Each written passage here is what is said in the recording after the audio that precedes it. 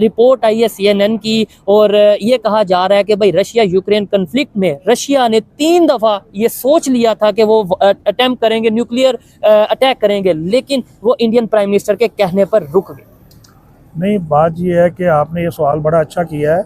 ये इंडिया के अभी इतना काबिल नहीं हुआ कि वो रशिया उसकी बात मान जाए। अच्छा, वो उसका थादी ज़रूर है, असला वगैरह खरीदते हैं उनसे वो, लेकिन ये जो है ना रशिया के जो हैकर थे वो इतने काबिल थे कि वो अंदर तक घुस गए थे इनके। ठीक है। और ये सारा जो रशिया यूक्रेन की जो वार हो रही थी, इसमें एक ब्रिज आता है रशिया में यूक्रेन के दरमियान, उसको जो तबाह किया था, डिस्ट्रॉय किया था, वो किया था यूक्रेन ने, ये कहते हैं, लेकिन यूक्रेन ने नहीं किया था। अच्छा। वो किया था जर्मन ने। ठीक है। देखिए, जर्मन की जो एजेंसियां थी, इनकी खुफिया मीटिंग हो रही थी, उनके जो हैकर थे उन्होंने इस बात को पिक कर लिया और पूरी 30 या 35 मिनट की ऑडियो थी वो रशिया ने मनोवन चला सर दी। वो ठीक है, जर्मन का जो भी रोल रहा, लेकिन इस टाइम मेन जो टॉपिक है या जो मेन मुद्दा है वो ये है कि let's suppose Indian prime minister के कहने पे अगर ऐसा हुआ है तो फिर उन्हें नोबेल पीस अवार्ड मिलना चाहिए। क्या कहना चाहेंगे? आपने ये बोला कि भाई अभी इंडिया की ये पोजीशन नहीं है कि रशियन की बात माने। आपको नहीं लगता कि दुनिया की 5वीं बड़ी इकानमी है, अमेरिका के साथ भी अच्छे रिलेशन है और रशिया के साथ भी अच्छे रिलेशन है, इंडिया के अलावा कौन सा ऐसा कंट्री है जिसके दोनों साइड पे अच्छे रिलेशन है और वो जंग को रुकवा सकता था या न्यूक्लियर अटेम्प्ट को रुकवा सकता था? अगर रशिया किसी की बात मानेगा ना तो वो सबसे बड़ी बात ये चाइना है। ठीक है। और लेकिन चाइना क्यों चाहेगा कि अमेरिका के ऊपर या यूक्रेन के ऊपर इस तरीके से? चाइना जो है ना, चाइना की रशिया बात मानता है, रशिया चाइना की बात मानता है। और आप कहना कि इंडिया जो है वो इंडिया की बात मान के तो वो कहेगा जी इसके आप ये काम ना करें, ये कभी भी नहीं हो सकता। आपको शायद इल्म नहीं है कि मेरा ख्याल 20% तो वो यूक्रेन पे कब्जा कर, वो तो जंग जीत चुके हैं, रशियन जो है वो जंग जीत चुके हैं। ये रशिया जो है, यूक्रेन का जो वजीर आजम है वो वेलेंस्की नाम है उसका गालबन, वो तो मस्खरा है। शायद आपको पता हो, थिएटर आर्टिस्ट है वो। जगदर अमेरिका को कह रहा है मुझे असला दो, मुझे हथियार दो ताकि मैं जंग लड़ूं। और आपको पता है कि यूक्रेन को इस वार में हथियार कौन देता रहा है? कौन देता रहा है? आप कहाँ बैठे हैं इस वक्त? पाकिस्तान में। हाँ, यही देता रहा है उसको। अच्छा। किसके कहने पे देता रहा है? किसके? अमेरिका के कहने के। ठीक है। ठीक है। और ये रशिया ने कहा था कि हमें पता कौन कौन से हमारे दोस्त मालक इस वक्त हमारी मुखालफत कर रहे हैं, रशिया उसको दे रहे हैं। नहीं, एक साइड और पे रशिया को जो ड्रोन दिए हैं अच्छा, वो टर्की ने दिए हैं, उसकी धज्जियां उड़ा दी हैं तो टर्की ने पकड़ के, उसने रशिया ने उसकी यूक्रेन की तो जंग हार चुके हैं वो। नहीं, यूक्रेन को अगर वेपन देते रहे हैं पाकिस्तान की तरफ से, जैसे आप बता रहे हैं, और रिपोर्ट्स भी आई हैं, आपको नहीं लगता कि हम फिर से वही गलती करते हैं कि पराई जंग में हिस्सा लेते हैं वक्ती फायदे के लिए? जैसे अफगानिस्तान में भी हमने ऐसा किया और फिर बाद में हम ये कह देंगे कि जो वो देखें रशिया हमारे खिलाफ है, यूक्रेन हमारे खिलाफ है, दुनिया जो है वो मुसलमानों हम एक एटॉमिक पावर है इसलिए साजिश करती नजर आ रही है, खुद हम पहले इन्वॉल्वमेंट करते हैं। लेकिन ये बात ये है कि रशिया जो था ना, बड़ी मुश्किल से होता है चमन में दीदा वर पैदा। ठीक है। बड़ी मुश्किल से हमारे उसके साथ ताल्लुका ठीक बेहतर हो रहे थे। रशिया ने आपको 71 में तोड़ा था, आपने 90 में तोड़ दिया, साहब बराबर हो गया। अच्छा। अब उससे हमारी हमने रशिया को तोड़ा 90 में तोड़ा जब अफगानिस्तान में आया है। अच्छा। आपकी जर्नैल बैठते थे 3-4 इधर और 15 जर्नल वहां बैठते थे, सारा असला यहीं से जाता था। ठीक है ना, यहीं से जाता था। आज जो आपके माशाल्लाह हमारी आर्मी ने बड़ा काम किया था उस वक्त, और रशिया ऐसे नहीं शिकस्त हुई थी उसको। ठीक हो गया। ठीक है। और रशिया ने 71 में तोड़ दिया था आपको। ठीक है। आपका बाजू तोड़ा था, रशिया ने तोड़ा था। रशिया ने काटा था। इल्जाम इंडिया पे लगाते हैं। देखें 71 में इंडिया का साथ किसने दिया था? जो इस वक्त है ना GDP PPP के हिसाब से दुनिया का तीसरा बड़ा मुल्क है, ये बात मानने वाली है। उसके जो नेवी ऑफिसर थे, मेरे ख्याल से इंटेलिजेंस से उनका कोई रिलेशन था, तो इस तरह से कतर ने उन्हें सज़ा दी थी, तो इस वजह से वो उन्होंने कैंसिल करवा दिया। देखिए, ये तो हकीकत बात है कि इंडिया एक बहुत बड़ी मार्केट है। कोई भी मुल्क, कोई भी बड़ा बिजनेसमैन, आप देख सकते हैं कि अभी मुकेश अंबानी के बेटे की जो शादी हुई थी, शादी के तकरीबात थे, बल्कि प्री वेडिंग, उसमें एलन मस्क के अलावा आपको दुनिया के टॉप लेवल के सारे बिजनेसमैन नज़र आ रहे थे। जबकि पाकिस्तान में अभी तक सिर्फ एक ही SIFC है, उसी के बलबूते पर हम अपने मुस्तकबिल को रोशन देखने की कोशिश कर रहे होते हैं। गो कि वो अल्लाह करे कि कामयाब हो जाए, हम होप करते हैं। लेकिन जहाँ तक बात आपने की है कि सऊदी अरब तो एक बहुत बड़ा मुल्क है, उसमें मुझे नहीं लगता कि पाकिस्तान उसमें इतना इंटरफेयर कर सकता हो जितना आप इंडिया की और कतर की बात करें। अब देखिए, कतर एक छोटा सा मुल्क है, मेरे ख्याल से उसकी आबादी लाहौर के आधे के बराबर भी नहीं होगी, और सऊदी अरबिया जो है वो मिडिल ईस्ट का आप कह सकते हैं कि तानेदार है, सबसे बड़ा मुल्क है और सबसे ज़्यादा ताकतवर भी है, और इकोनॉमी के हवाले से भी, तो उसमें मुझे नहीं लगता कि इन दोनों का कोई वो बन सकता है। लेकिन नेशनल इंटरेस्ट जब आ जाती है तो फिर तो आप नहीं कहते। सऊदी अरेबिया और इंडिया के तल्लुकात इतने बेहतर हैं कि जितने कुछ इन्वेस्टमेंट करनी थी सऊदी अरेबिया ने ऑयल रिफाइनरी के फार्म्स फैक्ट्रीज लगानी थी, वो पाकिस्तान के बजाय इंडिया शिफ्ट हो गया। पहले जो ट्रेनिंग थी पाकिस्तानी सोल्जर्स, सुने, पहले जो ट्रेनिंग थी जो सिपाहियों की पाकिस्तानी सोल्जर्स देते थे, लेकिन अभी वो इंडियन सोल्जर्स हमारे बॉर्डर के पास ही ट्रेनिंग दे रहे हैं। ये कैसे चेंज हो गए हालात और वक्त जज्बात? देखिए, इसमें ये एक ऐसी बात है कि मैंने कहा था ना कि किसी भी मईशत के इस्तेहकाम के लिए आपको सियासी इस्तेहकाम चाहिए होगा।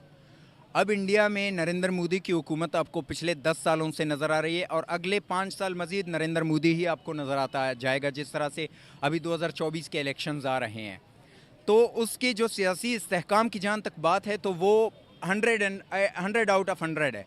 हमारे यहाँ सियासी इस्तेहकाम आपको नहीं मिलेगा। अभी रिसेंटली जो गवर्नमेंट बनी है ये भी मतलब पता नहीं चलेगा कि कब तक चले या ना चले। तो इस वजह से एक तो इंडिया को उसकी आबादी का एडवांटेज हासिल है, बहुत बड़ी आबादी है उसकी, और दूसरा उसकी इकॉनमी ग्रो कर रहा है। मेरे ख्याल से 6.8% के हिसाब से उसकी जो जीडीपी ग्रोथ रेट है वो है, और हमारी जो है 0.9 इस तरह से 1% के बराबर है। हमारी जो पाक फ़ौज है उसके बारे में तो मैं ये कहूँगा कि वो एफर्ट करती होगी और कर रहे होंगे। अगर इंडिया की अगर आप बात करते हैं तो इंडिया कभी भी हमारी मदद नहीं करेगा, किसी भी मामले में, किसी भी चीज़ में हमारी फेवर नहीं करेगा, क्योंकि वो हमारा दुश्मन है और हमारा कभी वो मुहिब्बे पाकिस्तान नहीं हो सकता। आपको मैं बताऊं, आपकी इन्फॉर्मेशन में थोड़ा सा इजाफा करूं कि कुछ दिन पहले इंडियन नेवी ने सोमालिया के डाकुओं से 2 जहाज़ों को रेस्क्यू किया था, जिसमें मेरा ख्याल है 15 से 20 पाकिस्तानी भी थे। अगर इंडियन नेवी उनको बचा सकती है तो मेरा ख्याल है अब भी मदद हमारी कर सकती है। इस बारे में तो मैं कोई कमेंट नहीं दे सकता, क्योंकि ये हमारी पाक फ़ौज ही जानती है और उनके ये अंडरस्टूड चीज़ होगी, वही जानते हैं इस बारे में कि उन्होंने उनकी मदद की है या नहीं की। इस बारे में मैं आपको कोई कमेंट नहीं दे सकता। अभी लगता है इंडिया हमारी मदद करेगा या नहीं? मुझे तो मुश्किल लगता है, मुश्किल है। अरे जब इंडिया दूसरे मुल्कों की मदद कर सकता है, श्रीलंका को दिवालिया होने से बचा सकता है, अफगानिस्तान को एड दे सकता है, तो पाकिस्तान की मदद क्यों नहीं कर सकता? क्योंकि हमारे जो मुसलमान भाई हैं ना, आप दुबई में देख लें आप, उन्होंने मंदिर बनाया है। बिल्कुल ऐसा ही है। तो हम एज एक मुसलमान होने के नाते हमें ये चीज़ ज़ेब नहीं देती कि हम अगर मुसलमान हैं, अल्लाह के रसूल का कलमा पढ़ने वाले हैं और हम मंदिर बना रहे हैं अपने दुबई में, मुसलमान ममालिक में, तो ये चीज़ें मैं इसको अप्रीशिएट नहीं करता, नॉन अप्रीशिएट करता हूँ इस चीज़ को कि जो रसूल पाक सल्लल्लाहु अलैहि वसल्लम की कुरान पाक को उसका मुतालिया करने वाला है, वो कभी भी इसे अप्रिशिएट नहीं करता। सर अब देखें ना कि सऊदी अरेबिया की बात करें, यूएई की बात करें, ये इस्लामी ममालिक हैं और इनका झुकाव, इनकी दोस्ती दिन ब दिन इंडिया के साथ परवान चढ़ी है। अब एक इस्लामी मुल्क के अंदर दुनिया का सबसे बड़ा अगर मंदिर बनाए दुबई के अंदर, तो उन्होंने कुछ सोच समझ के बनाया होगा ना। मंदिर तो पाकिस्तान के अंदर भी हैं, मस्जिदें तो हिंदुस्तान के अंदर भी हैं, और हमारा मज़हब भी हमें ये कहता है कि हमें तमाम मज़ाहिब का एहतराम करना चाहिए। और अगर हम अपने इस्लामी जमहूरिया पाकिस्तान की बात करें तो हमारे परचम में सफ़ेद रंग भी इसी चीज़ की अक्कासी करता है कि हमने अक़लियतों को तहफ़्फ़ुज़ देना है, मज़हबी आज़ादी देनी है। एक्चुअली ये सारी चीज़ें जो है ना, ये बिज़नेस के ऊपर पॉइंट करती हैं। तो मैं तो ये समझूंगा कि उन्होंने सिर्फ बिज़नेस पॉइंट ऑफ के लिहाज से उसको मंदिर को वहाँ बनाया कि वहाँ पे हिंदू जाएंगे बड़ी अकीदत के साथ, और हमारे जहाँ पे दुबई में लोग वहाँ आएंगे और हमारा दुबई का जो ना बिजनेस पॉइंट ऑफ व्यू के लिहाज से वो बेहतर हो जाएगा। और आपने कहा कि क्या वो हेल्प करेंगे? हाँ। वो डेफिनेटली करेंगे। इसकी आपको मैं एक मिसाल दे देता हूँ। लगभग आज से 1 माह पहले ठीक है, उन्होंने हमारी हेल्प की है, सोमालिया के डाकुओं हाँ। से हमारे बंदे छुड़ाए हैं। बिल्कुल तो वो तो तब तो हमने हेल्प मांगी नहीं थी, हाँ, हाँ, उन्होंने खुद हेल्प कर दी। ठीक है। तो अब तो हम खुद मांग रहे हैं और वो हेल्प कर सकते हैं। तो ठीक है, इसी से अगर आगे बात मैं बढ़ाता हूँ, लेट्स सपोज ये बात बड़ी ऑथेंटिक ही है कि सोमालिया के जो डाकू थे उनसे तकरीबन 18 के करीब पाकिस्तानी से ये ऑन द रिकॉर्ड है, उन्होंने की है। बिल्कुल ऐसी, इसके ऊपर वीडियो भी हमने की थी, जान बचाई। और अब भी अगर हम हेल्प मांगते हैं वो हेल्प करेंगे। तो इसी चीज को हम लॉन्गर पर्सपेक्टिव में देखें, अगर हम ट्रेड के लिए हेल्प की बात करें, अगर हम अपने जो इस टाइम इकोनॉमी क्राइसिस हैं उसके लिए हेल्प की बात करें, और वो भी ये नहीं कि कहेंगे हमें पैसे दे दो, ये बोलेंगे भाई अच्छा हम रिलेशन बेहतर करते हैं, ट्रेड ओपन करते हैं, तो क्या वो लोग अपना करेंगे इसके ऊपर भी? वैसे तो बहुत अच्छी चीज़ है। हम दोनों को, इंडिया पाकिस्तान को, एक सिविलाइज हम संयुक्त रहना चाहिए। कुछ चीज़ें हैं जो उसको हमसे शिकायत है, हमें वो ख़त्म करनी क्या चाहिए। चीज़ है? जैसे इंडिया शिकायत करता है कि जी मेरे मुल्क के अंदर टेररिस्ट पाकिस्तान की तरफ से आते हैं, हमें अपना बॉर्डर सिक्योर करना चाहिए। ठीक है, जबरदस्त। उसको बोलना चाहिए यार तुम कैसा बॉर्डर चाहते हो, हाँ, तुम कैसा बॉर्डर चाहते हो, हमारे पास पैसे नहीं है, हाथ खड़े हैं, हम हर किस्म की सपोर्ट करते हैं तुम्हें, तुम वैसा बॉर्डर बना लो। इंडिया के लिए कोई इशू नहीं है बॉर्डर सिक्योर करना। अभी जस्ट उसके बेटे के वहाँ का एक बिजनेसमैन है, ठीक है, ऐसे ही है। इंडिया का बिजनेसमैन है, जस्ट बिजनेसमैन, उसके बेटे की शादी थी। हाँ हाँ, अंबानी साहब के बेटे की शादी। हाँ जी, वहाँ पे बिल गेट्स और ये मार्क जुकरबर्ग और रेहाना, पता नहीं कौन कौन उसने वहाँ इनवाइट कर लिया हुआ था। आप उसके इंडिया के बिजनेसमैन की पावर देख लो, ठीक है, उसकी वेल्थ की पावर भी और वैसे ही पावर देख लो। तो उसके लिए एक बॉर्डर सिक्योर करना कोई बड़ी चीज नहीं है। आपको यार ये हाथ खड़े हैं, हमारे पास पैसा नहीं है, लेकिन वो लोग हम हर तरह की आपके साथ तावन करते हैं, तो वो बॉर्डर सिक्योर कर ले जैसा वो चाहता है। जब बॉर्डर सिक्योर हो जाएगा उससे पाकिस्तान को बड़ा फायदा होगा। बिल्कुल। 2 दिन पहले यहाँ पे रमजान शुरू हो रहा है, तो मेरा एक दोस्त मुझे कह रहा था कि काश इंडिया के साथ हमारी तजारत खुल जाए तो टमाटर, जरा सोच देखिएगा पाकिस्तानी अवाम की, टमाटर, प्याज, ये चीजें सस्ती हो जाए।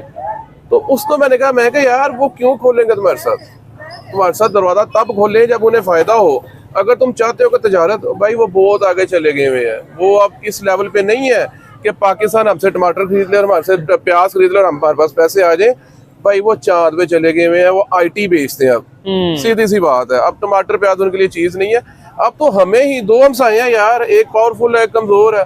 जो कमजोर है उसने उसको कहना यार ठीक है, पीछे जो हो गया आई एम सॉरी। ठीक है। नहीं सर, इधर एक बात ये भी आती है ना, मेरे बहुत से देखने वाले, आप भी चैनल देखते होंगे, बहुत से देखने वाले इंडिया से, और कुछ लोगों का, ज्यादातर तो पॉजिटिव भी सोचते हैं, लेकिन कुछ लोगों का ये थोड़ा गिला रहता है कि भाई पहले आप लोग अकड़ दिखाते रहे, तकरीबन 47 से लेके अब तक, मतलब 76 साल आपने ये बोला कि हम तो घुस के मार देंगे, हम तो ये कर देंगे, लेकिन अब हालात बिल्कुल टाइट हो गए, तो अब आप कह रहे हैं जी हम हेल्प चाहते हैं, हम पीस चाहते हैं। तो आपको नहीं लगता कि अगर लेट्स सपोज दोबारा हमारी इकॉनमी बेहतर होती है तो फिर से हम वही काम, अगर जो उनको गिला रहता है वो करेंगे, तो ट्रस्ट इशू आ गया? मैं अपनी बात कर सकता हूँ। ठीक है, अपनी बात ये कर सकता हूँ कि अगर कोई इंडियन मुझसे कहना यार पहले आप पकड़ दिखाते रहे, तो मैं कहूँगा यार पहले मैं अपने वालिदैन के पैसे पे पलता था, अब मुझे खुद करना पड़ रहा है, और अब मुझे हकीकत का रियलाइज हो गया कि मैं कहाँ खड़ा हूँ। So I am ashamed and I am sorry. तो वो मतलब जो वालिदैन के पैसे में पलते रहे, अगर पाकिस्तान के सेंस में देखा जाए, पहले अमेरिका हमें फंड करता रहा और अब जो उनसे अब अपने ऊपर कुछ आया। समझदारी की बात है। ठीक है, क्या समझते हैं? जो सॉरी से सीटो सेंटो जो हमने साइन किया हुआ है ना, वो पाकिस्तान का बेड़ा गर्क करने वाला मुआहदा। ठीक है, 54-55 में जो हमने सीटो सेंटो, और उन्होंने कहा नहीं भाई हम पाकिस्तानी आवाम कहती है कि जिस जर्नैल ने वो सीटो सेंटो किया वो बड़ा ग्रेट है। अच्छा, तो मैं कहता हूँ कहा ग्रेट यार, वो बेड़ा गर्क कर गया हमारा। नहीं, वो ये भी कहते हैं ना, मतलब हमें जो बताया जाता है कि भाई स्टार्ट में हम एशिया के टाइगर कहलवाए जाते थे, बड़ी तेजी से डेवलपमेंट की तरफ जा रहे थे, इंडिया में वॉशरूम नहीं थे और यहाँ पे जो सा बड़ी डेवलपमेंट हो रही थी। ये नहीं पता कि वो फंडिंग के पैसे, मतलब वो डॉलर आ रहे थे अमेरिका से और उससे थोड़ा सा हम डेवलपमेंट की तरफ जा रहे थे, लेकिन उन्होंने अपनी बुनियाद को शायद मजबूत किया। आज वो IIT और बहुत से ऐसे इंस्टीट्यूट बना के बैठे हैं और दुनिया को वो IT बेच रहे हैं। ऐसे ही है। मेरा ये चैनल सब्सक्राइब करें और मेरे हर अपडेट आपको मिले, इसके लिए बेल आइकन जरूर दबाइएगा। आप सभी को मेरी ढेर सारी शुभकामनाएं।